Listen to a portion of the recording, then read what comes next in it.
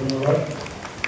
আমাদের পরবর্তী কিছু নির্বাচন তার জন্য যারা যারা নাচের টিমে রয়েছে আজ আমাদের সম্পূর্ণ সুযোগ রয়েছে এখানে।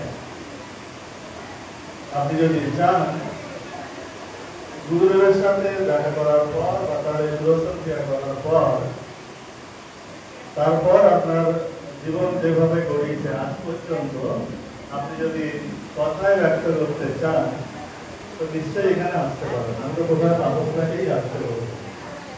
তাপসদা, জয় গুরু।